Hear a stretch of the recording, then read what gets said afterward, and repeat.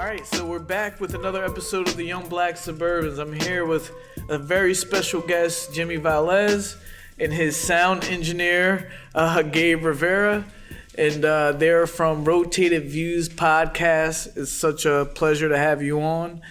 They've had me on their podcast twice now, and I'm not having you guys on there because I owe you anything. I genuinely like your guys' movement and what you're doing in the Bristol community and much farther. Absolutely. How you guys doing? Good, man. Good. We're super excited to be here. Happy as hell that you invited us. We're stoked, man. Yeah, we have a long ongoing relationship with you guys. Yeah. Outside of the podcast, I don't know if you remember, but we also shot one of our motivational audio clips here. We featured you and your gym. Right.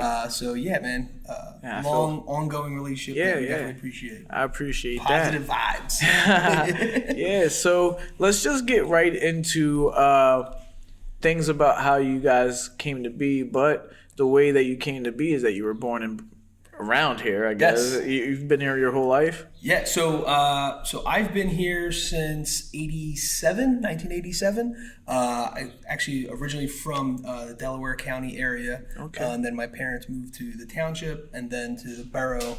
But yeah, I graduated high school in Bristol Borough 2003, and then went to Temple University. So I was a Philly guy, and that's where me and Gabe met. Okay. At Temple University. Okay, you met at school? Yeah. All right. And what was your major? So I majored in health information management. Yeah. Wait. That sounds like, no offense to you, that sounds like something they give the football players so they can make it through college. What does... It was actually intense, but no. So all right. So how I started off was I started off in PT. So I went to be a physical therapist. And then I kind of switched gears, I think, right at sophomore year. But what I wanted to do was I still wanted to stay in healthcare, but I realized very quickly I didn't want to do direct patient care. Okay. So I kind of talked to a counselor, like, what can I do? How can I still, not those previous 2 years not be a total wash?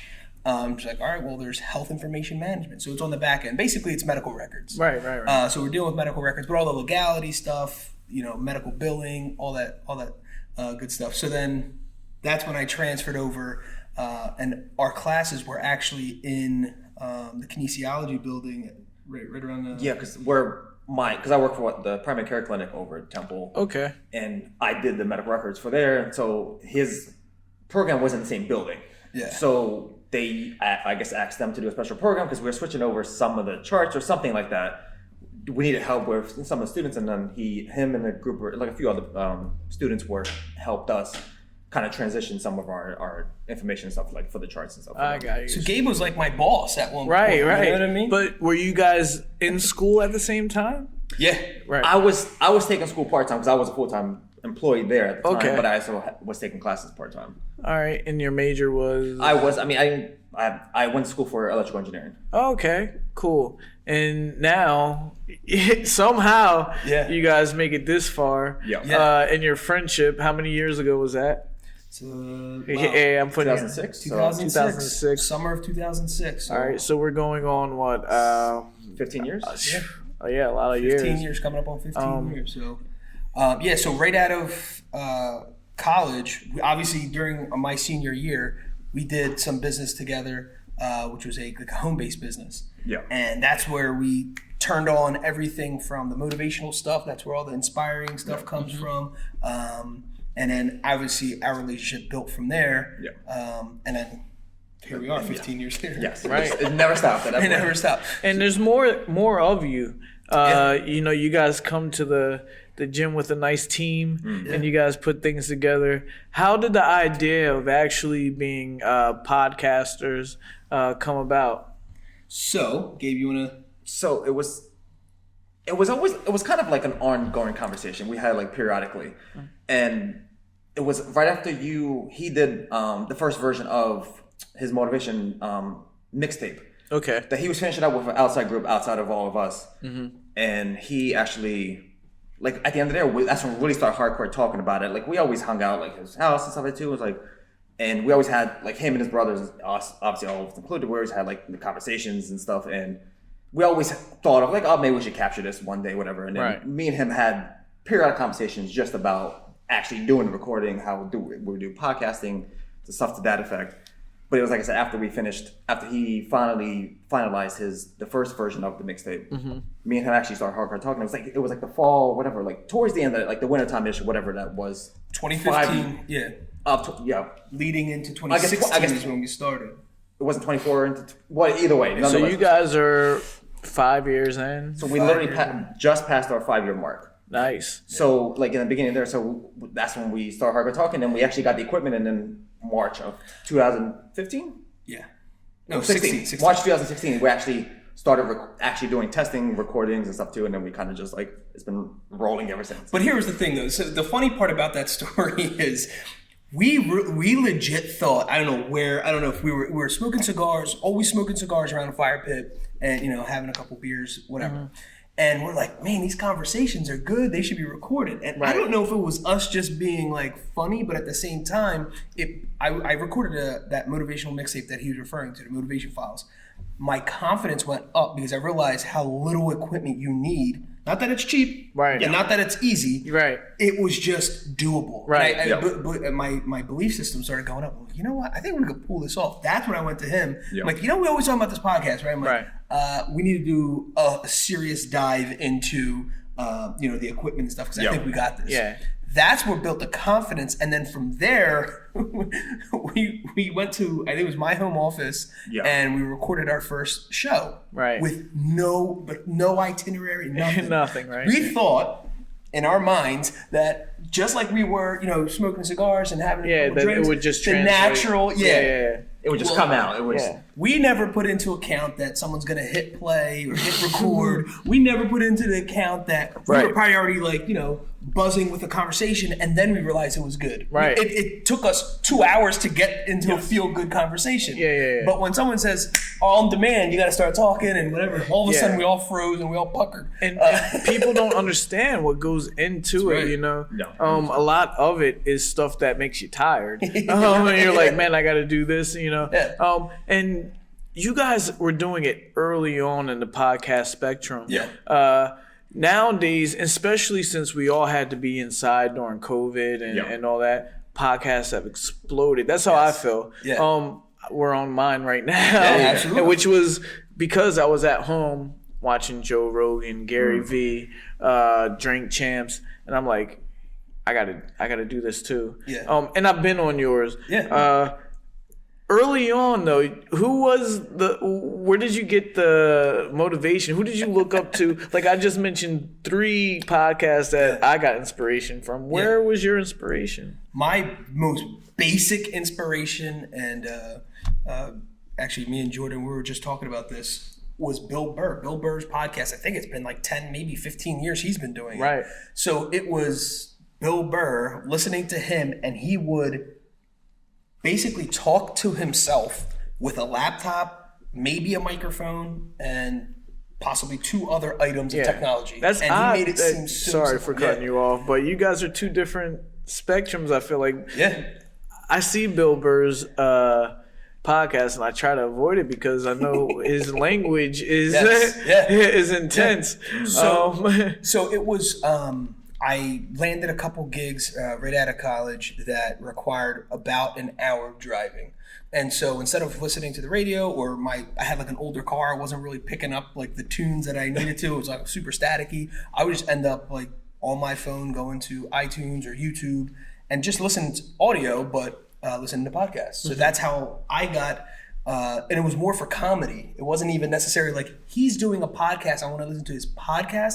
It was I wanted to listen to his comedy, and then and then it turned into holy smokes, this guy's recording himself, and he kept talking about that it was his own doing, and I was like, wait a second, I can do this. Number 1, number 2, I have material. It's not his material for sure, but I know I have something to say. We all, I feel like, obviously have a story to tell, and so that's what I mean, like I used to listen to like informational podcasts. I'm big into like games and stuff too. So I like to listen. Usually it was like, oh, they talk about the news and stuff like that too. But I also listened to ones that were like just conversational. Like everybody would bring a topic and they would just kind of like riff off each other for like a short period of time. So it was like that's what we kind of like, we can do like a conversational one where, we'll figure out, we had to figure out eventually to get a topic, but, right.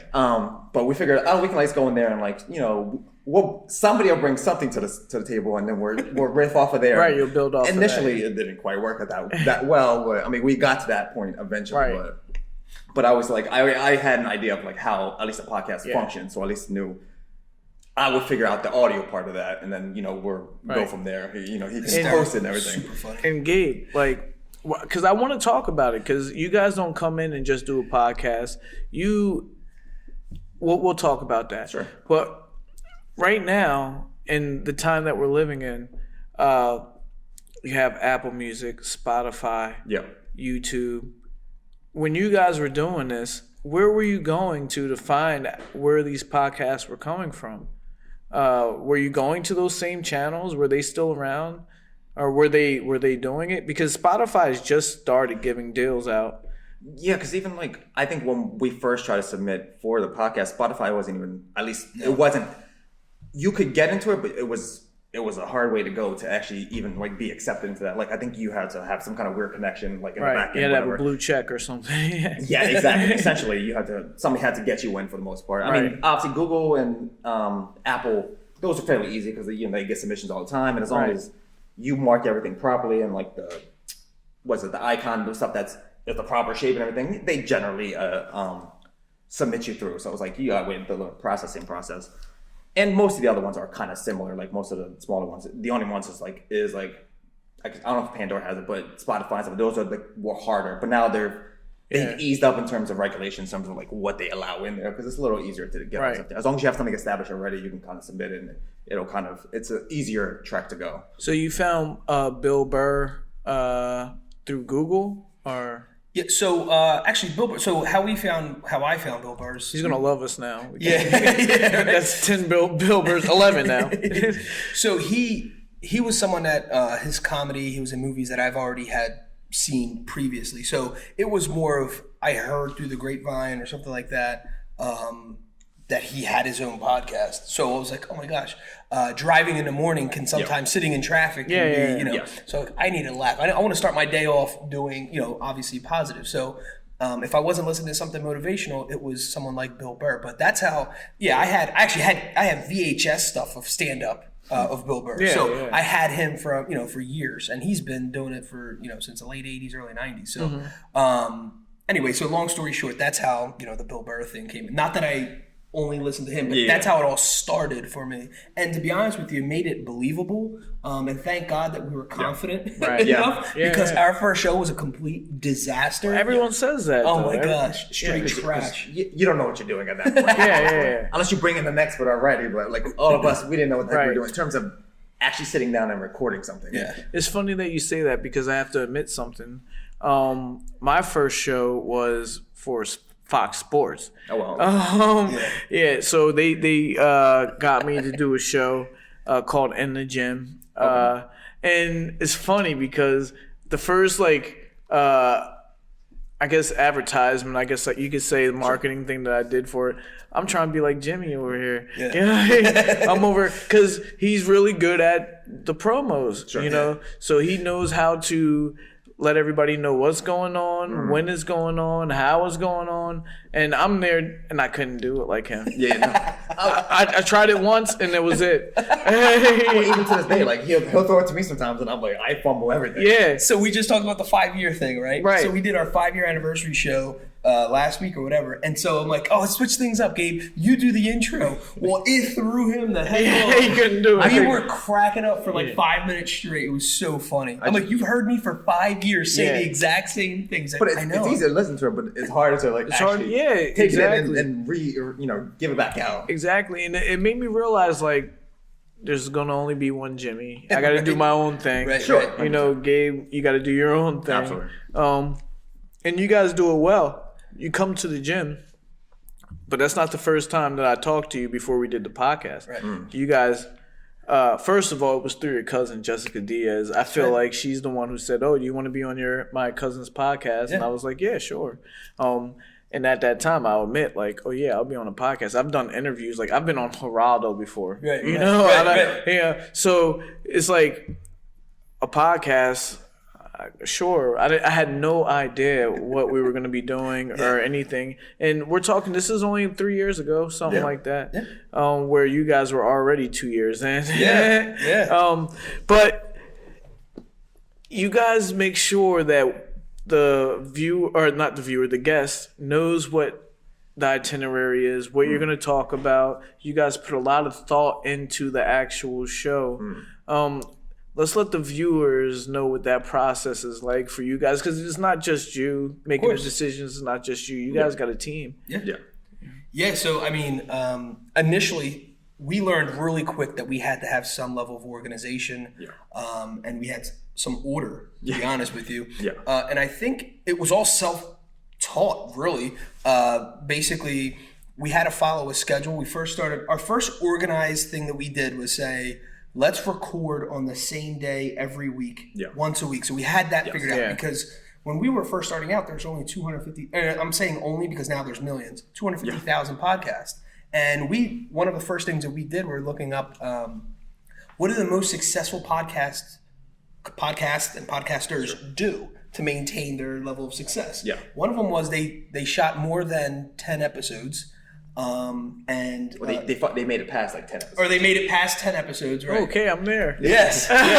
So once you go past, I guess it's like 95% people who enter into, who's like, oh, I want to do a podcast. They never get past 10 episodes. So we promised each other, all right, let's at least do 10 podcasts. Right. And then if it turns into absolutely nothing, we'll be satisfied. At least we could say we did it, we tried. Because I think we're doing at least 10 with the group. Like we had obviously 5 of us there, but like, we'll say like me and him will figure out like if everybody wants to come for at least those 7 episodes, we're figure out from there. And then going beyond that, me and him would have a conversation and figure out what's happening from there on. Yeah, and then the other thing was they said to have a niche, however you want to say it. And so we're like, all right, we got to pick some like family friendly. That was our goal anyway, something family friendly, uplifting, you know. And so we did, and then we're like, we're not doing politics. So that was pretty much our only requirement for us anyway. And then quickly we realized that we can't just sit around at a table and start talking. We weren't that talented. We weren't that good. Maybe now we can probably do that. Yeah, you definitely can. Yeah. And then, but you're doing it now. You got any questions for me? I'm taking it. No, that's and I'm pretty sure as an interviewer, you want the guest to take over. Yes, absolutely. You want a lot of information from them, and you guys are, you're doing great.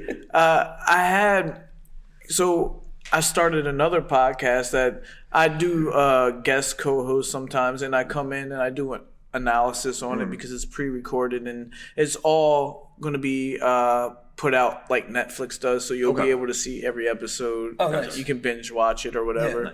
It's called Young Blonde Suburban, where me and Kaitlin Files, which is a lawyer who I do a lot of business with, we share the same views politically and ideally, but it's from a blonde white woman's perspective, which a lot of people don't realize that they might have the same views as a young black suburban. So it works well. But we have these meetings and stuff. So she asked me who's going to be my guest on the podcast this week, and I'm saying Rotated Views. She's like, oh, I know Rotated Views. Wow.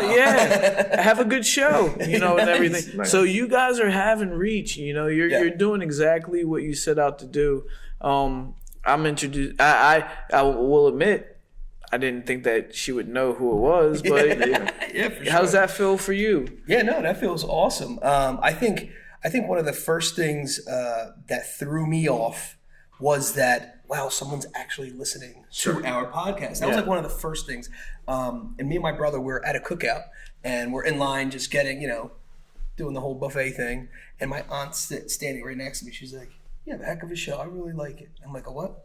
She's like, a show, the podcast. I listened to it. I'm like, you listened to it? Yeah. What's amazing about the podcast is you don't necessarily get feedback directly, right? So we're always looking for views, comments, messages, inboxing, subscribers. You're looking for all that stuff. However, there's like that it's like the invisible crowd that's listening. It's like the anonymous majority. Yeah, that you don't know that they are. So it's a great feeling. It's awesome. Yeah, because even like one of my other best friends is like, she one time told me, it's like, oh, I like listening to it, and like never tempted me ever before. She's like, I felt weird saying it to you. I'm like, I would like to know this information. Yeah. Meanwhile, he was gonna quit. You know, only needed that was the last little. Okay, I'll stick around for another episode. You know, that works. I totally, and I can relate to that a lot. You know, some people come in, oh, I listened to the episode with you and your dad. I never really knew that about you guys. Or, you know, you get those little gems and it gives you that little extra boost. Some days I'm like, man, I got to shoot the podcast today. I don't know but I have that drive in me that I'm like, I got to get it done anyway. Viewers, I love you guys. Don't it has nothing to do with you. I just got a lot going on. How do you guys find that drive to keep it going, especially dealing with a team? I know that dynamic has to be a little bit extra. It was. Well, when we first started out, like I said, we were at my house. Yeah. And then it was stressful, right? I mean, I have to talk to my wife every time. Like, the guys are coming. She's like, who's trekking through? You have to walk through our living room just to get to the back room or whatever. Yeah. And it becomes a lot. And everyone else has lives of their own. Yeah, your wife probably thinks you're playing video games or right. something. Yeah, you know what I mean? Just for fun. And so it became one of those things that almost like a habit, you know? It's like I go to the gym every morning. Like that's a habit. Like you create that. And the podcast is just something now that we do on a weekly basis. Now it's part of life. Like it's and now that we transitioned into a majority, like we do guests and stuff too, that becomes another like more motivation to see like what other people's stories are, to kind of, the point of rotative views was to get outside perspectives, and that gives us an extra, outside of the main group that's been there, that initially was there for a year and a half, 2 years by ourselves for the most part. Getting at the outside perspective is the point of it, and that gives an extra drive of, hearing somebody else's story beyond ourselves. Definitely. And you've taken the angle to not be negative, to be positive, to empower people and motivate them. I keep asking you where, because really my podcast, I talk about whatever you want to talk about. Sure. You want to talk about politics, let's go. You want to talk about bacon, something. I touch it. One guy that I had on here was a boxing promoter. He talked about he had domestic abuse on his wife and went to jail, and how he's handling it after he came out of jail. Like we talk about everything. Yeah. What is the reason? Not the reason. Everybody knows motive. We want to be positive people, but what gave you that drive, that angle? Yeah, no, help me out, Jimmy. Of course. So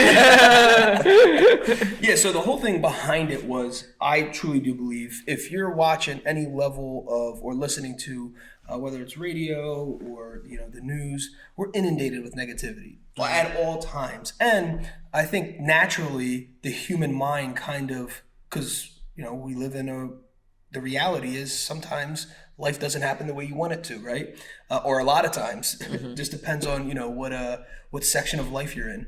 And so instead of adding to more negativity, I'm like, well, let's be the reverse, right? In a not cheesy way, right? Because you have and non-aggressive in a sense where we don't need to be, every other word needs to be a cuss or whatever. You have those people. There's nothing wrong with that. I think there's like the Gary V's of the world. Oh, yeah. You need them, right? Yeah. But so I'm like, why? Like you said, the way I promote or the way I talk, I'm like, why would I want to be like that? I'm my own person. Exactly. I'm going to do it the way I need to do it. So it was more that approach where we're kind of family oriented. That was day one? Yeah, because I was, like I said, I was listening to podcasts on my way into work.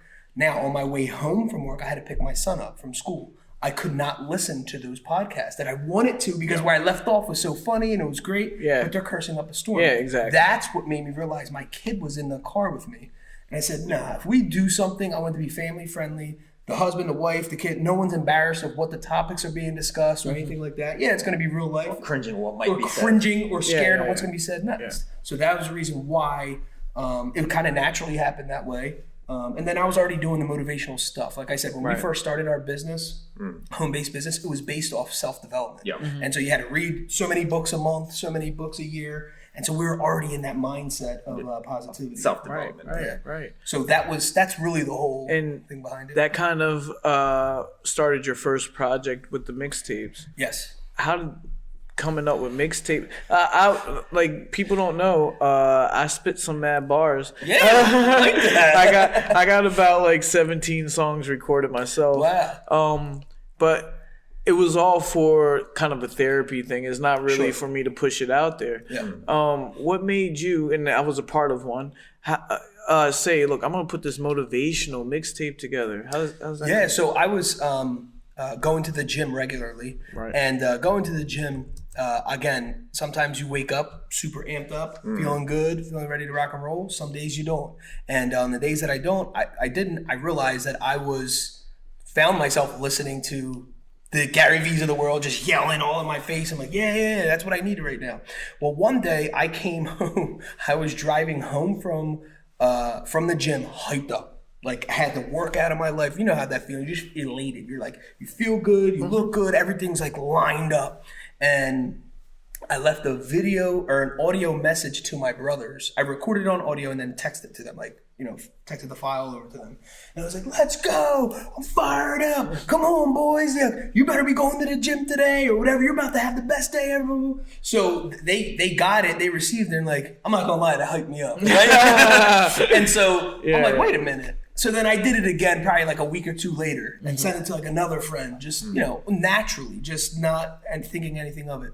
And then obviously we listen to a lot of variety of music, but one of the genres I listen to when I'm working out is hip hop. And so, it's just like a nice hard beat going and some dude's talking crazy. What a combo. You know what I'm saying? I'm like, I can do that. Right. I can definitely do that. So I'm just letting it rip, and then there's music in the background, and that's how it came to be. And the one that we did, it was what's it called? Motivation Files Unleashed. Unleashed, but the specific track.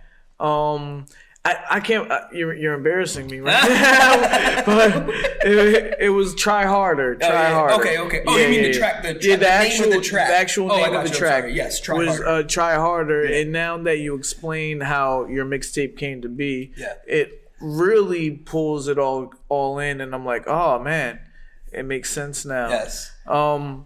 Your family has been in this area. It's not just you that are making an impact. Sure. You have a brother who has a business in the borough. Yeah. So Miguel is my older brother. Miguel, who's the owner of Miguel's Riverside Barbershop. Do you have to talk about him a lot? That's a good. So here was the thing. It's so funny because growing up, my brother Miguel and my brother Hector. My brother Miguel's 5 years older than me, and my brother Hector's 4 years older than me. Mm-hmm. So I was always called either Little Miguel or Little Hector, depending on whose friend it was. So I struggled my whole life to make my own name. So right. Half of everything I do is basically motivated at I'm my own person. I'm me, right? And then I had the most not Spanish name in history. Right. Jimmy Lee is my name. My brothers are Miguel and Hector and Jimmy Lee. Can we talk about that before we talk about Miguel? Yeah, it was that or Carlos.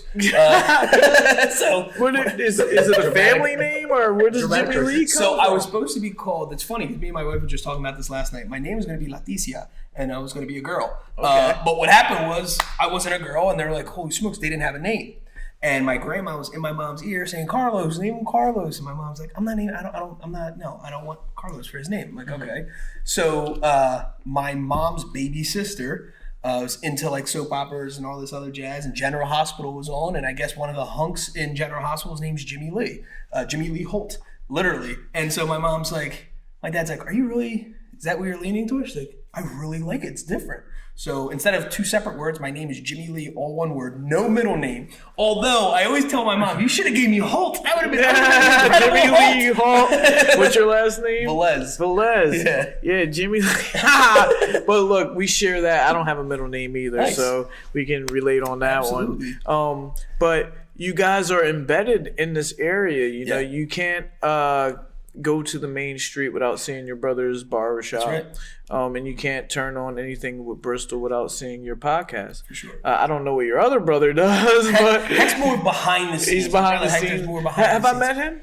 Yes. Okay. He was actually, when we did the podcast here, he helped out with organizing things. Actually, funny story that you don't know. When we recorded the morning we recorded his podcast, I had like a semi panic attack. Yeah. And and so I was, dude, like 20 minutes before, there was a lot of stuff going on. It was like work related, like personally, there's a lot of stuff that was going on. And I remember like I vomited like 3 times, and my brother's like, dude, we got the podcast like in an hour. Are you going to tell him? I'm like, tell him what? That I'm coming? This is going down. I'm like, nah. I'm very adamant about, staying, obviously I'm not trying to like hurt myself in any way, but I had a panic attack. I didn't even realize it, that I allowed my stress and thoughts and everything wire me up so much that I freaked out.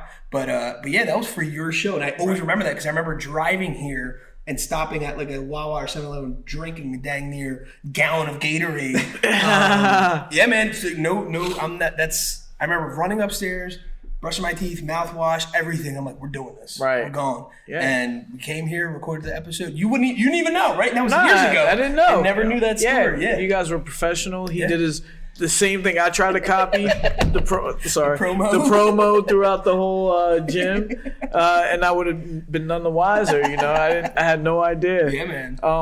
And I want to just give your brother a plug though, because the barbershop is a staple of any neighborhood. Yeah. That's where people go to have therapy. That's where they go to feel good about themselves. And he's a staple of where we're at right now. So let's give him a little plug here. Absolutely. Miguel's Riverside Barbershop, 105 Market Street. Hey, I ain't say all that, man. That costs money, man. That's cost. Download the app. Download the app. Sorry, say it a little bit clearer. Say it a little bit clearer. It's 105 Market Street, Bristol, PA. Miguel's Riverside Barbershop. Literally, guys, if you don't want to sit around, one of the biggest things in barbershops is like you're hanging out for an hour or so until it's your turn. Forget that rotation. You book your appointment. It basically came from the salon part of the industry that they brought over to the barber industry, and he was one of the first to do it. So now you sit down for a whole 5 minutes, watch him clean down the stool there, and you're ready to rock and roll. So get your haircut. But yeah, so how he started out in Levittown, and basically was the manager of the shop. And he realized really fast that his confidence went up. He's like, I can do this. This is like simple. It's already something he was passionate about, right? Something, that was taking off, and he was making good money with it. And then all of a sudden he became the manager. He's like, I can really do this. Literally, I just need to step out of my comfort zone and start a business. As you know, it's not necessarily the easiest thing. You're in boxing, and all of a sudden it's like, I'm going to do a boxing gym. The concept, awesome. But the actual execution, right? It's not as it's harder to be done than it is said. Anyway, so he opens up his shop on Ratcliffe Street initially. Yeah. Okay. And unfortunately, the owner of the building passed away, and they sold off the building. Well, the new owner dang near tripled his rent. And he said, no, I can't be doing this. Right. And actually, he was part of a show called the Small Business Revolution. Yeah. So he was part of that. For our viewers that don't know, the area that we're in, Bristol Borough, won a contest to be named the best little city in America, right? That's right. And your brother in his barbershop was one of the businesses chosen. Yeah. Well, he had to apply, right? Okay. He had to submit an application, then shoot a video, and this was part of this show. And then they selected him, and then the votes come in. So your own town is now voting for you. So the town basically won a grant, is what it is. My competition was a part of the show as well. Yes, that's right. Yeah. Yep. And I like that part because I'm still killing it. Despite. Yeah, for sure. Yeah. And so whatever. So fast forward, in the middle of that show, he actually he basically got locked out of the old building. Yeah. So he was paying rent because he was planning on expanding, and he was paying rent on, the building next to him. And he was showing, part of the show, he was showing them what he was looking to do in the expansion, because part of the show was that each business that was selected got grant money. Right. Or received grant money, and then the show helped them utilize this money in the most, strategic way, let's just say.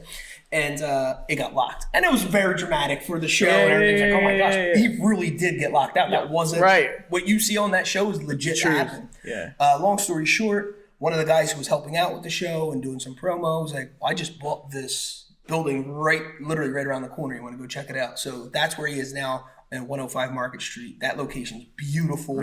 Tripled. So his rent went from triple to basically maintain the size, but the barbershop tripled in size. Right. So it was beautiful, Yeah, so nice. And he's still there. I think I guess that was 3 years ago. Yeah, it had to be. Yeah. Yeah. Because that's when you were starting out.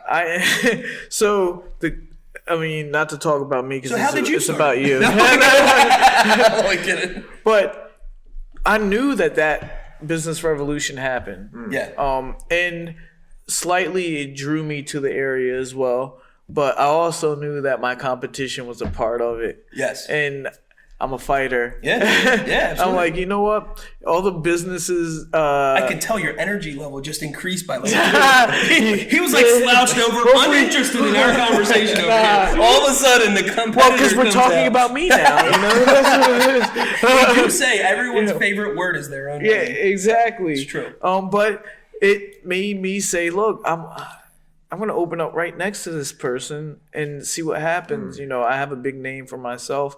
I would love nothing more to come in and flourish or be flourish, not flourish. Flourish. We can make up words. I do it all the time. And then sometimes I catch myself saying words that I didn't know made sense and they make sense. Yeah. But anyway, opening up right down the street from a guy that had this grant money. I'm doing it from the ground up. Yeah. I literally was at the park with a pair of mitts training people, and then I got to this. So I'm like, yo, this is a nice little challenge for me. Let's do it. I knew I could do it anyway. And now I'm here. But with all that being said, all the competition that made me come here, when I got here, I met people like you. Yeah. You know, I met people like your brother, the business next door, Jules at the Market, has helped us with a lot of charity. Yeah. Bristol's a great place to be. Absolutely. A great place to make connections. I feel like if I was in another area, I'm not going to say specifically where I was going to go, I wouldn't be able to make these connections. And I don't want to make you guys talk about politics or anything, but I am a Black-owned business. Mm-hmm. There's not that many of us in the borough. Yep. There's less of us outside the borough, right? Believe it or not. So it's a blessing to be where I'm at right now. This kind of a renaissance, small business revolution.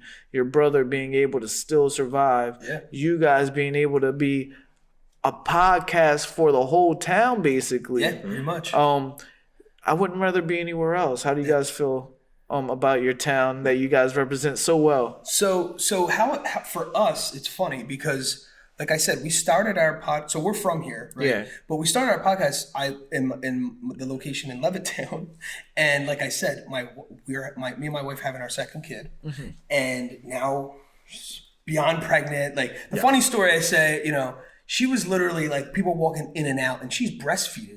And so now she's like, I mean, it wasn't, you know, during whatever people walking through, but it was like she was uncomfortable in her own house. And I'm like, we got to do something else, guys. This ain't working.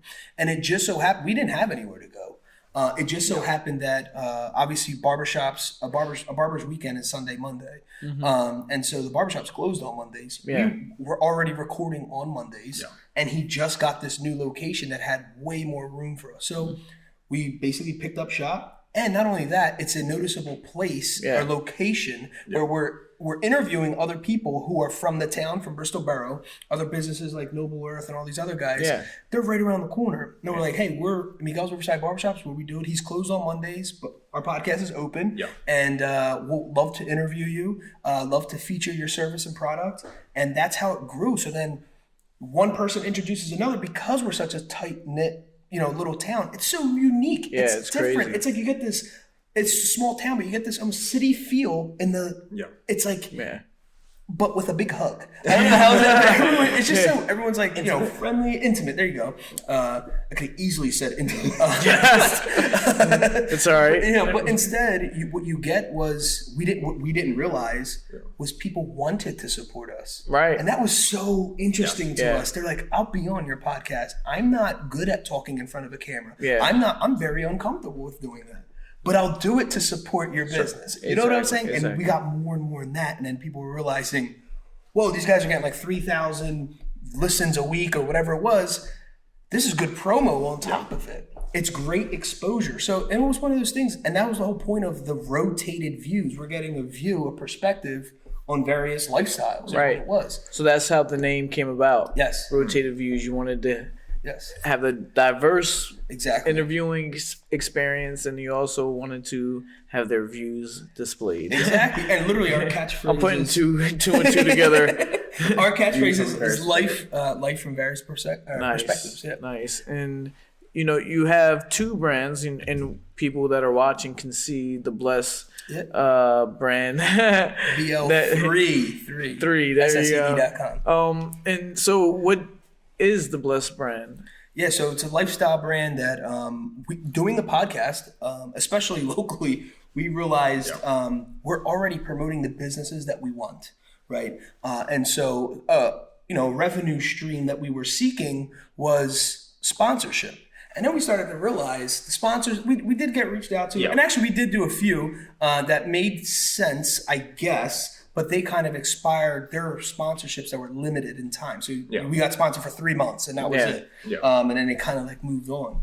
And then we were getting reached out for, stuff that didn't make sense to us. And I felt like we were so truthful to our viewers, our listeners, are giving them the real deal. These are real people that we're interviewing. We're not paying anyone. No one's paying us. And then I'm telling them to go buy some weird luggage that costs like $4,000 as part of my sponsorship. I'm like, I just didn't feel right. Yeah. And so I've always wanted my own brand. And I lived by what the number 3 stands for, which is faith, hard work, and gratitude. And that's how I ended up getting a license plate. Literally, it said Blessed, BL3 SSED. And I was like, this is the start of a movement. You know what? We're sponsoring ourselves. So now we became, the Rotated Views podcast sponsored by the Bl3ssed Lifestyle brand. Nice. And then the location is obviously at my brother's barbershop right here in Bristol. So we're self-promoting our own businesses while promoting other. It was like a win-win-win-win. Ultimate entrepreneurship. Yeah, exactly. So it's like, I wouldn't necessarily say a serial entrepreneur, but I think we're thinking in that direction. Well, yeah. And in this day and age, why? Not when you can reach so many people, and you already said earlier in the podcast, with so little money, why not be your own boss? Exactly. And that's what I take away from doing all this studying when it comes to outreach marketing. You have to have a podcast. You have to have that podcast represent you, your brand. Absolutely. And you guys do that well, man. How do you stay on top though? I'm like I said earlier, I'm tired, man. But I'm past that 10 we're double that. We're a little bit more than that. And I keep going. But, there's an attrition part to it where you have to have that hunger. Me as a fighter, I always wanted to be better than the person in front of me. Right. I always wanted to get a house. I always wanted to drive a Lamborghini or something. I didn't want to drive a Lamborghini, but I wanted to be able to. And not all the time. You're doing a episode this week. Not all the time it pays off for you. You don't see the benefit. How do you keep going week to week? I mean, you slightly alluded to it. I mean, it's honestly becoming the best version of myself, and that's everything we do. Whether it's this brand this shirt was just released because it's the same thing, right? How do I constantly keep coming up with new stuff, right? Right. And it's the same thing with the podcast. How do we keep coming up with new material? Honestly, it's becoming the best version of myself. And I say that to the guys all the time. We preach it. We live it. How can we make this next show even better? How can I make my next drop even better? Here's perfect example. We walk into the barbershop today because, again, we just released a T-shirt and I was making deliveries all morning. I scooped him, or he came to my house. We came into Bristol, making more deliveries. And, we go walk into the barbershop and I was like, yo, handing out shirts, all promo. And just the love that we got. And it was like, no one saw, it's kind of what you're saying, no one saw the push-ups. No one saw the sit-ups. No one was there. But that reward, that alone, that recognition, people were like, yo, I want a hoodie, I want a hat, I want this, I want that. It makes it all worth it. Right. So when you're grinding it out, sometimes it doesn't make sense. But if you know your why, you know why you're doing X, Y, and Z, and to come home and see my boys rocking a little hat, and they're like, this is my dad's hat. Just see how proud they are. Right. It's inspiring, honestly. And then obviously right now, my wife and my kids are my inspiration, but having them see me do this, When I walk out the house, where you going, to the podcast? They know it's podcast or work. Both is work, but right. They know their dad is doing his thing. Exactly. And then they come over and see people wearing my product or my line. Like someone comes over to your house or your family's house and wearing the big W, and you see it. You're hyped. Oh, I'm hyped. Yo, and the kids see it and they're like, "That's my dad's." Yeah, and it's a good feeling. My kids are always like, "I need that new merch." Yeah, exactly. That moment that you're speaking of is when my sister came to me. She said, "Yo, I was down in Northeast Philly or North Philly. Yeah, I seen someone wearing your shirt." That's wild. I was like, "Yo, really? I don't know who that was, but we're doing some things. Yeah. But you don't do it on your own, right? Gabe, you got a hard job, man. Yeah. You're the one that edits everything. Yeah.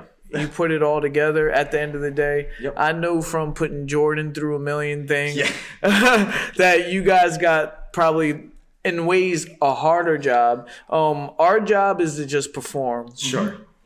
How is it being the one behind the camera? You're in front of the camera now. Ooh. But that happens so often. Being behind the camera, and you're responsible for the product to be what everyone expects it to be. I mean, he's annoyed. Yeah. No, I'm like, I just want to, I want to not run away half the But no, it was, for me as a person that's like technically minded, like initially, like I had no idea how to do any of this. Mm-hmm. Like it was kind of like a mission to take on, sort of like type things. Like I can figure out something new that I haven't done before. Right.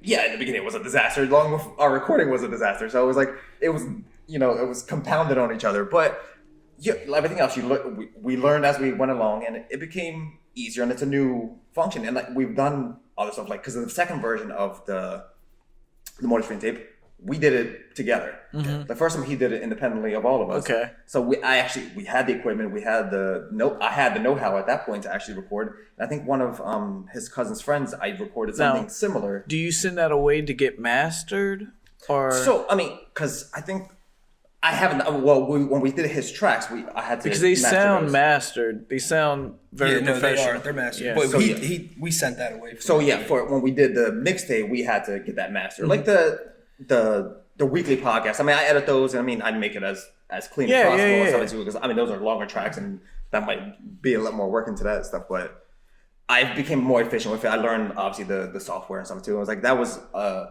growing pain. In general, especially since I never did anything in terms of actually audio engineering or audio recording. So I mean, it's a learning curve that we've overcome, and everything over the past 5 years, we've become more efficient with it. We've delegated more tasks, because obviously we've grown as a group in general, mm-hmm. in terms of actually getting better in terms of how we present the podcast, how we do all this stuff. So, and you guys are strictly audio right now. Yes. We've done bits and pieces of video, but we haven't gone full force. Are you thinking about? Oh, that's been an ongoing conversation. Yeah. Sure. Let's talk about that conversation. Yeah. No. So I think the more elements you add, whether it's aesthetically, like you add like a sign in the background, or put something like that, where everyone's like dolled up in a specific way, or wearing the same thing, or have some level of uniform, I think it adds to the conversation, right? Mm-hmm. And so when you add the visual aspect, a lot of people want to see that. Yeah. And we were told in our setup, behind the curtain type of thing. We were told basically, like every other guest, especially people with experience, like you have everything here. And that's why I keep telling the guys, I'm like, we're already recording. We're already, and so we didn't even have like a social media handle like for like 3 years. Wow. Into it. We were straight up. Here's the link. Throw it on Facebook.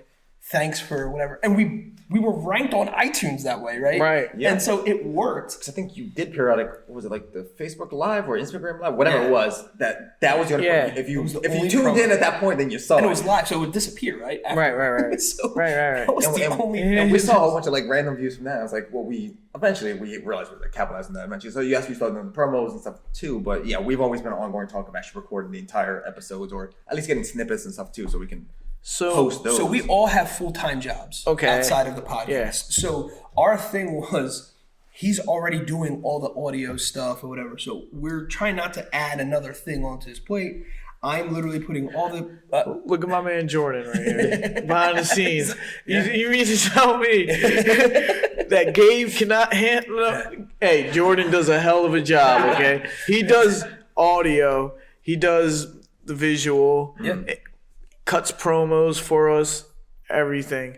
Gabe, you can do it. You can do it. You can do it, man. You can do it. We're working on it. So the main thing that is stopping you from adding visual, and the only reason why I'm talking like this is because I am a former 2-time guest, and I feel like the visual is the only thing that will take you to the next level. You guys got everything else. You just, if you add that visual, and not even all visual, maybe you do promos and lead them to your, your voice 100%. Recording or something. Yeah. But people need to see what Gabe, Jimmy, what your brother looks like, what Miguel looks like. We're in that century where the radio is no longer number one. It used to be number one. Sure. Then you went to TV. TV's no longer number one. Right. Now we're going to streaming. Yes. Spotify, Apple Music, Netflix. It's time. Oh, you guys have spent 5 years. Yes. I want them to see me next time I'm on your show. I need the visuals. Yeah, I need the visuals. It's all about the visuals, for sure. So, you touched on it a little bit earlier about your wife and your support system and how they support you and everything, but it wasn't always like that. It wasn't. Right. Let's touch on a little bit how you gain people's trust, first of all, in your idea, and second of all, how you convinced your wife to let these crazy people in your house. So one thing about myself, and that my wife already knows, is I'm a man of my word. So if I say I'm going to do something, I do it. Now, will it be a uber success? Yeah. Maybe not. Maybe it will. But the fact is, I stick to my guns. The other thing I learned in business was the word pilot. And it's going to be very useful to the viewers, to everyone else listening.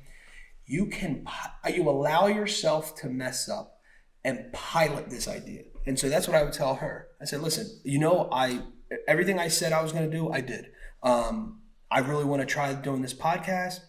We're going to pilot it for 2 months. If it's successful, awesome. Then we'll move forward and we'll discuss, our options from there. If not, then we're gonna have to shut down. Mm-hmm. Like your PC, did you charge that thing? No. It's crazy because I got a message on Facebook about a wedding that I have to go to, and I didn't realize that was going to pop up today. Sorry. Yeah, no, not today. I was like, man, you're late. No. They're in the address phase. Yeah. But sorry. No, it's all good. So, luckily, there wasn't too much convincing on that end. And the same thing, like Gabe knows me. He knows my experience. My brothers know I'm a hustler. They just know that I go after it. But the thing is, you got to be honest with yourself. Everything I went after wasn't necessarily successful, right? I bombed a bunch of stuff. Yeah, I bombed literally 20 businesses. I bombed prior to having a successful podcast and a lifestyle brand. And so they know I was going to go after it. But before, what I guess was frustrating to my wife maybe and maybe family members was I never used the word pilot or never had that concept, meaning I have to give it some time. Yeah. And I knew I was going to dog it out. So if I told her, give me 3 months, I was going to dog it out. I got to prove to myself because I wanted to be the best version of myself, which is, the topic of, everything. And so that's what it was. Yeah. They knew that we're going to dog it out. Like, that's why we said, let's at least do 10 episodes. Yeah. If we can get there, let's see if it's trash, it's trash. It is what it is. Yeah. But I can rest easy at night because I know I did X, Y, and Z. But before, I'm with you. Before, I probably never, people were like, oh gosh, here he goes doing something else. Yeah. Because I never gave myself that pilot concept. Yeah. Give yourself that pilot. It's not an escape. It's not an escape route. It's more of like, it's reality. Yeah. Because now I know I have a deadline that I have to meet. If anything, it pushes me to go harder. Right. And the reason why I asked that question, not just you, I asked it to many people because I have a wife as well. Yeah. And she's tired of me adding on things to my life. But, ultimately, I think that she believes that I can do it. She thinks that I have something that not a lot of other people are willing to try and to do, and she's giving me the chance to do it. Yeah. I'm 20-something episodes in. Nice. Hearing your story helps Yes. me out. Your story is going to help a lot of other people For sure. out. That's why I have you on the show, because you're my old head when it comes to podcasting. You know, Sure. we're 20 episodes in. Tell the viewers how many episodes you guys are in. Yeah, so we do 1 episode a week, and if you do the math, we're 5 years in, so we are at episode 239. 239. Now, I remember watching Joe Rogan and him telling me, oh, not me. Well, I felt like he was telling me, but he was speaking to me, because if I'm honest, he's probably the number one person that encouraged me to do a podcast in this format. Sure. But he said, if you look back at my first podcast, they were garbage. You know, they were garbage. He was like on his couch. Yeah. They were like making fun of people, each other and stuff, and that was it. You know, so to see him from that stage to where he is now, For sure. it's like, wow, man, this guy's making millions from Spotify. But what did he do? He started out just like us in this space where we had to find out where we're going to shoot the podcast. Yeah. We shot our podcast in my office. Yeah, in your office over there, yep. I brought you in here. You're like, I didn't even know this place existed. This is beautiful. Sorry, it's very spacious. We can breathe. You know what I'm saying? Like, But, you know, for me, there goes my John ski. you got invited to another wedding. Yeah, no, it's people in This guy's popular. Can I go back to something real quick? Yeah, go about my ahead. life? I think there's Jordan, can we obviously, get just a little bit more? patience-wise, my wife is awesome in that sense. I make sure I make time for my family. And so, yeah, I mean, listen, we had literally a child. We had a child within, that's it. Oh, man, I just told you. We had a child within all that. And, you know, I had to tell the guys, you know, this week, we're going to have to shoot it on a Wednesday or something like that. Well, I made it work. Yeah. And so my wife, I think, appreciates that. Once I'm done here, we're literally going to my house and me and my boys are going to play baseball right out back in our backyard. Like, I make sure as much time as I put into work, I also put into my family. Yeah, so I'm investing in them as much as I'm investing in my business. Right. And I think that's important to know because, and when you first start out, I wrote a letter, a public letter to my wife and actually posted it on social media and saying, I'm sorry for the next 2 years. Like, of thinking ahead because I'm going to dog it out and I'm telling you I'm going to be tired, probably cranky, but I'm doing this for us. And now we both knew the why and I made it public and it worked. It worked for me because I made it work, right? And not every day is super exciting and we're like, this is going to be gnarly.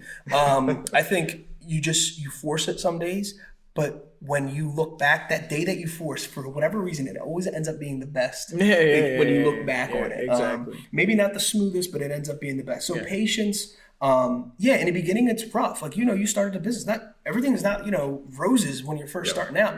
But if you have that conversation with your significant other, tell them, look, it's going to be bumpy, but I'm doing this. We're going to pilot this idea. Work with me. And because once you have their support, you're going to the moon. It's a wrap. Yeah, it's a wrap. And I'm glad that you explained it that way. Who explained it that way to you? Yeah. Just basically watching my parents' relationship. Okay. So I watched my dad. He always had 2 and 3 jobs. He didn't have a podcast, but he had multiple. He was always doing something to make money for the family. And one thing about my dad was every time he came home, he would make a point to hang out with us. Whatever it was, if we're playing video games, he'd rip that remote controller. He was better than us, always competitive. Or we're shooting hoops in the backyard. He would grab the ball. Come on, let's play 1-on-1, whatever. And it was just watching that and then just seeing the smile because he did that. The smile on my mom's face. And then my mom's, whipping up dinner. Now she's hyped up. My dad just made money. He's playing with the family. Let's feed them all. And everything's good, man. But also my mistakes. Your dad looking for some more kids? Yeah. So also, but my mistakes as well. Yeah. I realized that in the beginning, listen, I was very selfish.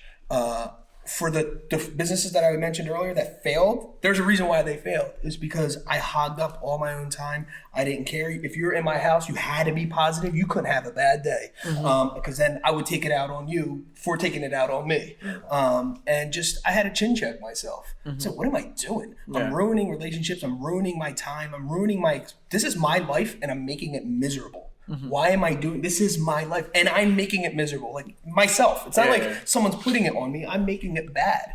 And so, again, I chin checked myself. And so I said, when I approached the podcast and when I approached the Blessed Lifestyle brand and anything moving forward, it's with that pilot mentality, the positive mentality, and just the balance. I didn't have no balance before. Like when I was as we said earlier, went to Temple University. When I was at Temple University, I switched majors halfway through. And I still had to make up all the credits because I still wanted to graduate within 4 years. So I worked all summer long. Your relationships aren't going to be but so healthy. When all I'm doing is in the books. But I knew my why. I'm like, just give me this time. So I had to dog it out for 2 years. And the same thing where I blew up all those businesses and went to straight garbage cans was because I approached it the wrong way. And so you learn. So it's not perfect every time, but that's where it came from, my experience and then watching my parents. How old are you? 35. 35. Younger than me. 35. And when do you feel like you realize that, look, man, I can't keep people out. I can't be selfish. I got to open up my heart and open up my ideas to other people. When did that come about where you knew that you couldn't do it all on your own? I think it's, again, based off that experience, thinking there's something that happens in a man who's competitive, a man who wants to be the real king in his own life. The good thing is that your intentions are correct. Bad thing is your energy's probably shifted in the wrong direction.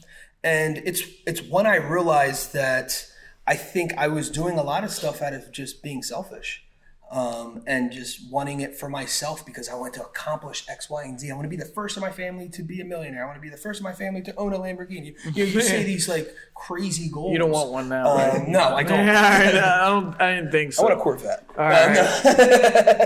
But an American Lamborghini. Yes. So I think really is when I had my son. When I had James, or when we had James. That's when it's like my why altered and I turned into an absolute beast in a positive way. Prior to that, I was a beast in like just most selfish way ever. And my poor wife. And I didn't realize it. I didn't know I was doing it. I was bamboozled. I was blindsiding everything. I was messing up my own opportunity. Now, don't get me wrong. I wasn't, I was doing well for myself, but I was capping myself at the same time. And when we had my son, I realized my purpose in life was way bigger. I'm like, holy smokes, this is crazy. Blew my mind. Unbelievable. And so I went to a whole other level, but in a very good way because I had real purpose. It wasn't materialistic things. Get the materialistic things and throw them in the garbage. You had something you had to keep alive. Yes, exactly. I had real motivation. I had real inspiration. I had a real why. And my wife before that was my why. But it didn't always appear that way. And I necessarily wasn't the best person, I would say. But I improved on myself. I kept reading books. I kept hanging around positive people. And my circle became very tiny. And to the point where it's literally just us. And we just inspire each other and push each other. I'm honorary rotated views Absolutely. guy. Absolutely. And that's why we have you on the show because people need to hear not only your struggles as a podcaster.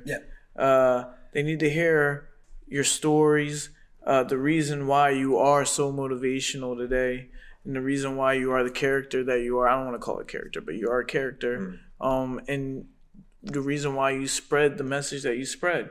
A lot of people can see you on Facebook and be like, oh, this is Jimmy Lee again on Radcliffe Street or whatever street that is. 105 Market Street, Bristol, Market Street. Barbershop. Here he goes again, It's so I say it so naturally. But really, this is, you're on the other end a lot. You're the one that's asking other people questions, and now you get a chance to tell other people your why, which is so great.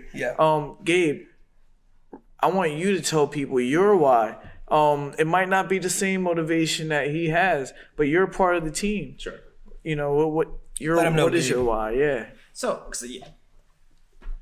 I'm single and I don't have children and stuff. So it is more. But my mom grew up. She was a single parent for the most part, and so it's like I want to always help that. Like I'm always big with helping people. I'm not the greatest, in terms of outwardly like asking for help, but I'm always willing to help, and that's why like when me and him joined like that self business, that was the main purpose was to help other people along with obviously and what's that. A good consequence was you would get help on along the line too. So and obviously there was more self-development and stuff too, and that's what me and him generally vibe on that stuff too. And also that's what we became friends ever since. But like and going forward, like obviously as I get older, perspectives change in general anyway. And it's like I still always looking for a reason to help other people, and him being always a positive, staple in, that I've known for obviously 15 years at this point. I've always kind of grasped onto him and kind of like always want to be at least a support person for all that stuff. Right. And obviously, and this has been given a bigger platform to actually add to that, because we actually, like I said, in the beginning it was only the five of us in a small room, jam-packed in there, sweating our behinds off. Right.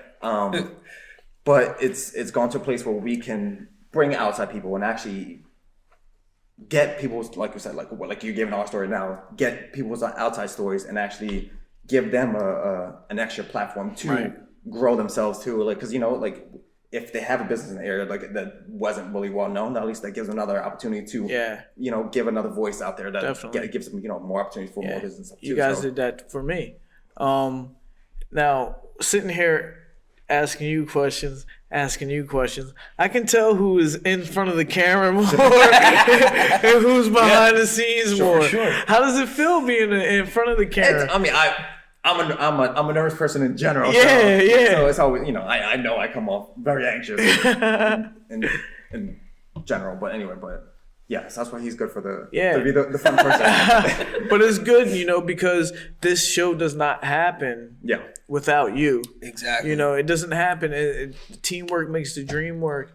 And you guys are doing wonderful things. Sure. In the future, I already mentioned visual is a given. Yeah, for sure. You guys are you can borrow my guy if you need to. Shout out to Jordan. Yeah. Honestly, I use him for 2 podcasts, Young Black Suburban, Young Blonde Suburban. He's done an amazing job. He does New Jersey Weed Man's podcast. I don't know if you know who he is. Check out his episode on Young Black Suburban. You'll find out. Yeah. Very interesting guy. Yeah, we had a great conversation with Jordan. Jordan's doing big things. Yeah, he's doing big things. You guys, you can do it. You're his Jordan. Yeah. To figure it out. In the future, though, besides visual, what are your goals for Rotated Views podcast? Yeah, and I'm going to ask you this for Bl3ssed as well. But let's start with Rotated Views, the thing that made everything happen. So it's funny because we just passed driving here. We're doing deliveries for the Bl3ssed Lifestyle brand, and driving here, we made perfect timing. And I'm in a relaxed mode. When I'm in a relaxed mode, I'm very observant. If I'm not, I'm aware, more aware. If I'm focused, or if I'm in a rush or something, I get tunnel vision. I just want to get to my location. But today I was like looking around. I just so happened to see a small little, physical location, like a business that was going up for rent or for sale, whatever it was. And we were just talking about like, there it goes, something like that. So our really for the future for us is having the location be a permanent setup where right now we're just kind of popping in, putting out the table. We have awesome, equipment and things like that. But I want to just go to our own location. It's ready to rock and roll. It creates a vibe, right? Because right now, you can rent it out to people like me. Yeah, exactly. Well, it's funny because I actually got you see, the Joe Rogans of the world, and you see like the way they build, the atmosphere. The so sets, when someone walks in, it's a vibe. You know what I'm saying? Yeah. And some people don't pass the vibe. I gave you a little bit. I got the little lights. Yeah, I saw the lights. Yeah. That's a sweet touch. Yeah. When it's darker, it works better. Okay. He turned it is like 900 degrees outside, sunny as hell. This dude turned these extra lights on. Extra lights on, man. We gotta do it. Definitely help the vibe. Yeah, for sure. But yeah, creating that energy for the guests in a way that kind of relaxed them more, because you got to understand, right? A lot of the people that we have on never did this before. Right. Most people never did this. We never did that. We didn't go to school for this. Absolutely. And so it's kind of something that and believe me, the way I'm talking now is not how it all started. One of the thing I want to say before you said giving people a message of hope is have the ability to laugh at yourself. Oh yeah. And that was one of the biggest things where I took myself so serious, right? With all this other business stuff that we're doing, because I had to hit a specific goal that I didn't hit, and basically my expectations didn't meet reality, which then leads to complete frustration. Right. And so I was always frustrated. Yeah. You know, I always had smoke coming out of my ears. But every time we talk about the first couple episodes, what do? We start laughing. Yeah. Because it's funny. You have to laugh at yourself. It's hilarious that we thought we had something, you know. But also, that comes with a little bit of confidence of where you are now. Exactly. 100%. You know, it's hard to laugh at yourself when you're when you're like, damn, I wanted that to be perfect and it wasn't. But when you finally get it perfect and you look, you're like, oh, it wasn't that big of a deal. So you got to kind of give yourself time. But even hindsight, we probably thought we were putting a great product out. 1,000%. We were confident. We were so confident in ourselves, but. If we didn't laugh at ourselves, we wouldn't have been able to survive. Right. And yes, maybe that in the beginning we had to do that very seriously, or no one else was going to take us seriously. So I'm not saying walk around like everything's one big joke, but laugh at something else. Yeah. Laugh at yourself for something goofy you did or said in front of, something embarrassing or whatever. Or your card gets like declined at a grocery store. You know? That happens to everybody. Oh, yeah. At the moment, is it funny? No. But later on, you're like, that's funny. Like, if you actually think about it, wow, I really thought I had money in my bank.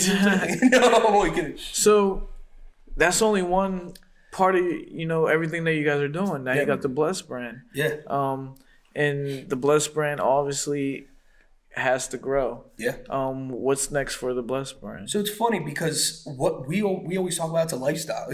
We really live this. And so it's part of the podcast, not just a quote sponsor. So the whole part about the location would be to actually have, if possible, maybe a storefront or, but it's also where we do the podcast. It's that location is where it's a vibe. That's what I'm saying. Like you're going to catch a vibe. It all ties in. Yes. Yeah. And so everyone there, is we'll even have some W shirts there for sale. Exactly.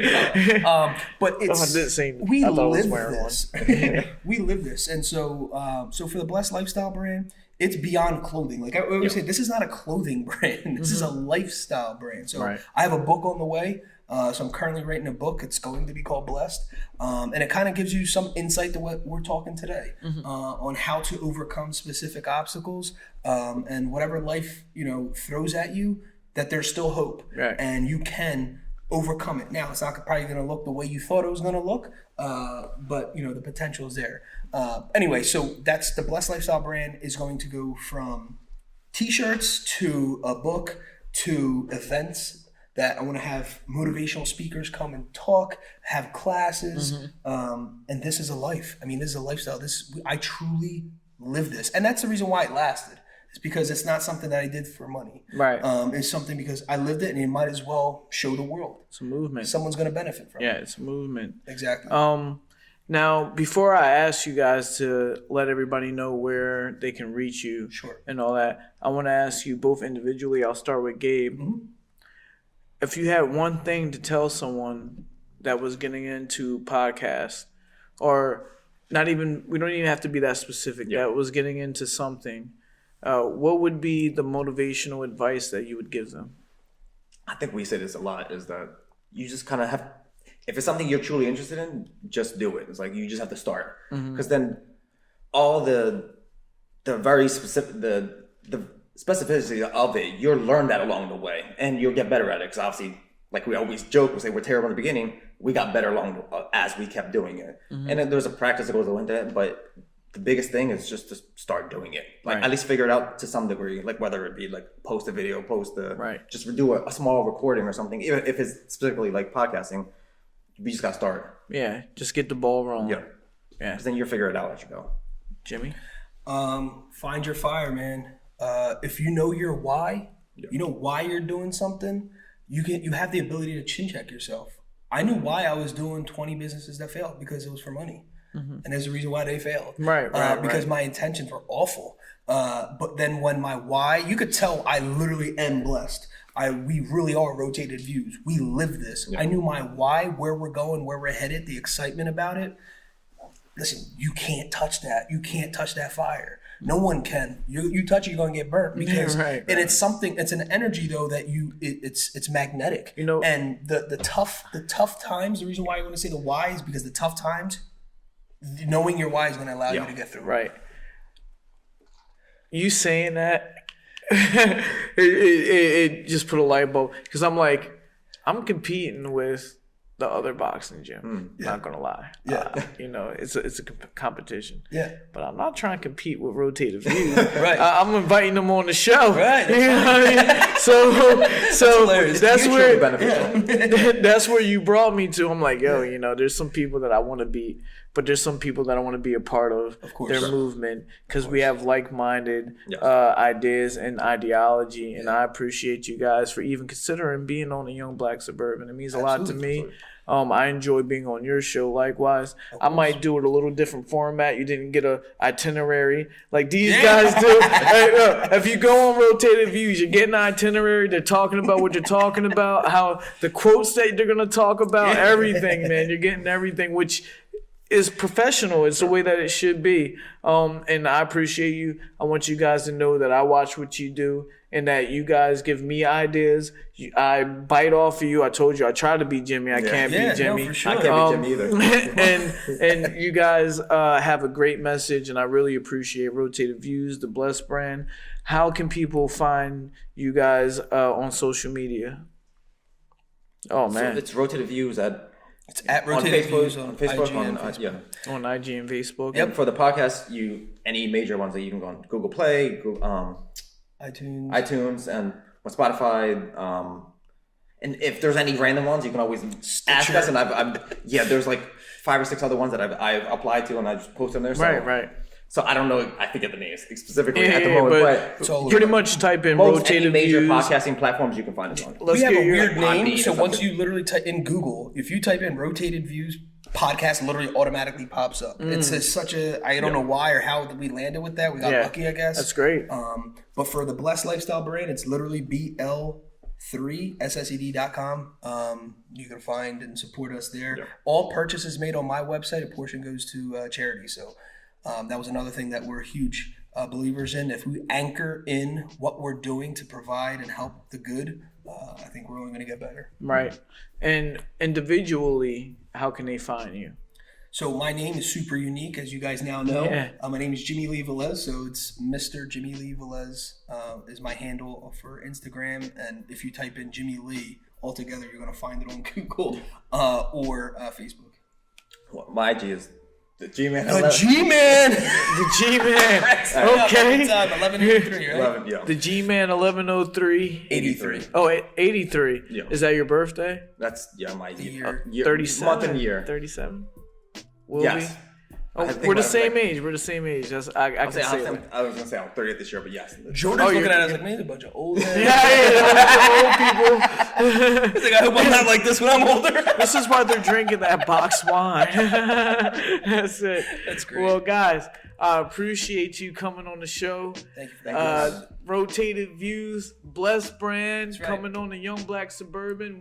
We'll see you guys on the next one. I appreciate it. Stay blessed. Thank you, man. Thank you. Appreciate it. I appreciate it.